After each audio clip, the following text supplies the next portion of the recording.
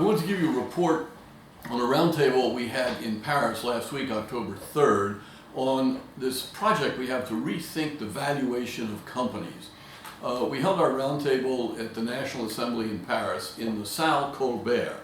And some of you may remember Jean-Baptiste Colbert, who was the Minister of Finance for Louis XIV way back when, and basically designed the structure of mercantilism, which is kind of the antithesis, I would argue, of the co-roundtable principles for capitalism, because it's a state-driven system which tends to accumulate money and revenue in those people who are favored by the state, by politicians and things like that. In any case, he was a famous Frenchman, and we were sitting in a room with his name and his bust to my left, where I was sitting on the dais.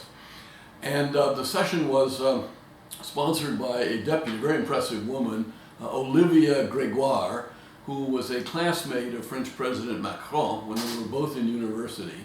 And she was one of the early members of his party, and now she's in the House of Deputies, and has some senior position dealing with finances for the French government. And there were four of us from the co-roundtable: myself, Isabella Bunn, who actually is a contractor with Oxford Analytica. Isabella did our report on valuation. And then Eraj from E&Y, Ernst & Young in London, who actually practices valuation. He figures out how much companies are worth in his mind based on various criteria.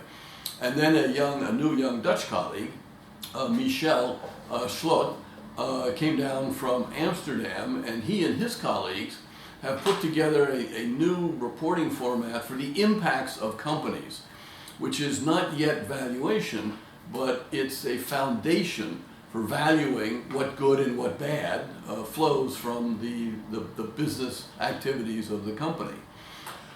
This was a new idea for the French. We had French staffers, intellectuals, politicians, economists, some representatives of business and business associations, and I felt they hadn't really focused on this. But a short while ago, we learned that the French National Assembly had passed a law requiring companies to state in their articles of doing business their, in French, raison d'etre, their reason for being, which is, I think, a stronger concept than the English word purpose, the purpose of a corporation. What's coincidental about this is they did this about the same time as the American Business Roundtable came up with a statement on the purpose of a corporation. Both of these concepts, purpose and raison d'etre, are looking at who is to be served, who is to benefit from a business. And this, of course, in the business ethics of the United States in the 1980s, is this concept of stakeholders. And the co-roundtable principles are based on treating stakeholders with respect and fairly. So it looks like there is a convergence from various sources on this notion that business does not operate in a vacuum. Business is not all about business. It's not true that the business of business is business. It seems to be more understood that the business of business is producing things of value, tangible and intangible, for a range of stakeholders.